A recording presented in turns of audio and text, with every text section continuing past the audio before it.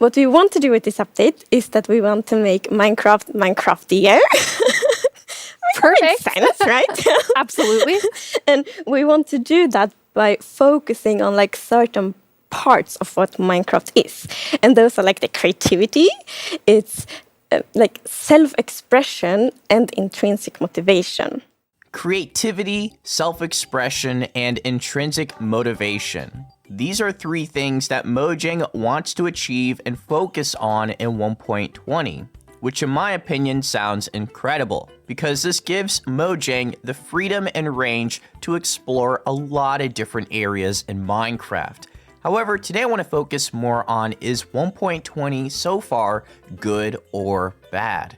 Because you have to admit, this is a very unusual update. So I could see why someone would be extremely happy and hyped for this update, as well as why someone wouldn't feel too thrilled about what they saw. And more than likely, they think that Mojang is just doing an absolutely horrible job the past few years, which I know is an extreme opinion, but it's rather realistic at this point with everything that's happened. So let's talk about both of these in today's video. And if you're new to the channel, please consider subscribing. We got a lot of content planned, and I have a feeling we're going to be receiving the snapshots and betas for 1.20 within the next few days. So expect some content on that. We love camels here. But let's talk about the bad. Why would someone not feel too happy about what they saw? Because I think overall we saw some polished and exciting features, like the default skins, the camel mob, hanging signs, chiseled bookshelves, a bunch of stuff related to bamboo, overall quality features that do look fantastic and look like a lot of fun. But are they all connected in some shape or form? Are they all under one ecosystem of ideas, one theme? And Mojang says clearly that they do have a theme. Now, they plan on sharing that once they get a little bit further in development, but as of right now, we know that their goals are creativity, self-expression, and intrinsic motivation, which is a little hard to grasp during a 2-hour presentation where they don't show all of the features, so we don't have a full picture of what they're trying to accomplish for the next 6 to 8 months of content. And I think for some players, for many players, that can be a little frustrating, because Minecraft Live, we all know, happens once a year. So the community not only builds up hype, they build up expectations. So let's talk about expectations, because when we all think about Minecraft Live, we also think about the theme, the ecosystem of ideas that all of these things fall under. So Update Aquatic, Village and Pillage, the Nether update, Caves and Cliffs, the Wild update, and that leads us to 1.20. And the community has had so much time to speculate, to theorize, and sort of come to a conclusion as to what they think Mojang has been working on. And for the most part, even if you don't watch me, if you watch other YouTubers, IBX, Echo, Waddles, the list goes on, we've all mentioned archaeology. Because for the longest time, we've known that Mojang has been planning to bring back archaeology.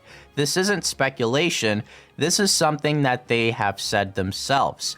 Uraf said, "I'm really excited to get back to all the Archie things as soon as I can. But for now, we have to focus on 1.18 and all the awesome things that come with it. I promise to update about all the new Archie things as soon as I can." So a lot of people assumed that archaeology would be next. Considering it's something they showcased in the past, it's something that they had a clear idea as to what they want to accomplish using certain tools, having excavation sites, the clay pots, and being able to customize them with the artifacts that you found in these sites. So not only does archaeology have so much potential, but it clearly has a theme, and it could probably be its own update. So I think for the longest time, which is over 2 years now, people were hoping to get more answers and possibly new gameplay footage of archaeology. Yet we still don't have any answers as to what's going on with this update or the ideas that they showcased 2 years ago. But that's not even the main problem, But first, I would actually love to take some time to talk about what we have learned from previous years, because we have announced some features that we didn't manage to deliver. And it's important that we learn from that and that we take action from that. We want to give these kind of dreams to our players, and then it's so important that we feel 100% confident that we really can deliver on these dreams. Which essentially meant that they promised and showcased features in the past, but they did not commit to them. They were able to create these dreams and ideas, but they didn't fulfill them. And that's sort of why she apologized, and it felt genuine. It felt like she meant it, and that they were actually trying to learn from those mistakes, which I do believe she meant it, and I do believe from now on, when we see something, it's what we're getting. But a lot of people are still expecting the birch forest, they're still expecting even fireflies, as well as a bunch of other stuff that Mojang showcased, and at one point in time we were actually able to interact with, like the bundles, and then we got archaeology and a bunch of other things that people are hoping and waiting for, like the combat mechanics too,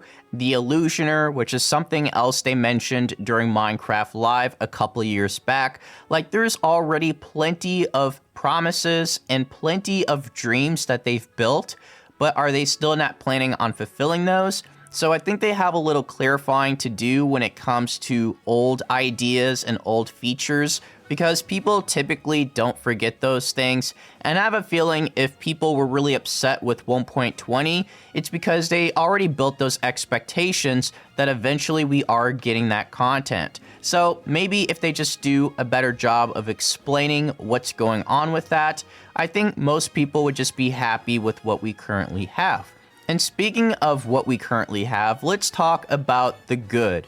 Because in my opinion, Minecraft 1.20 is good, and I'm really looking forward to this update. I think it has so much potential, and especially for my feedback people, for my people that have been on Reddit sharing their paragraphs of ideas for countless years, this is our time to shine. I know how creative the community is, and I think this will be our update to finally get some awesome ideas in the game. Which I do think they are going to fulfill that promise, because they mentioned community several times during Minecraft Live. So it can't just be this empty promise. Everybody heard them say community, how they want to include us in the development of 1.20, which is one of the reasons why they haven't even announced or given the update a theme, or they're just waiting for a certain time once they have a couple more features.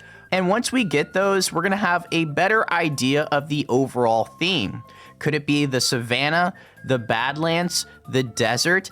All of those are possibilities, but one thing is for sure, they're going to be quality features. We all know that Mojang likes to focus on quality. And after seeing the camel and especially the chiseled bookshelves, yeah, we're getting some awesome content.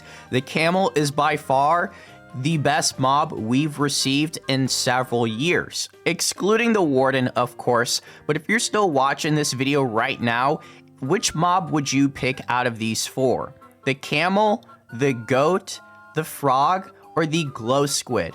Just type which one you would pick, and I have a feeling most people are gonna pick the camel after seeing that short footage during Minecraft Live. But you do have to admit that everything we saw, I see people using. Sometimes we get features and I'm like, I don't really know who's gonna be using that too much, but the camels, the hanging signs, chiseled bookshelves, the bamboo blocks, all of those are exciting features, and I know it's going to be something a lot of people enjoy. It's always exciting to know that you could get new content the next week, instead of knowing that you're probably just going to get something less than what you saw, which was the case in previous years. So for now, we know that there's only more to come instead of less, and I think that's something to be happy and excited about.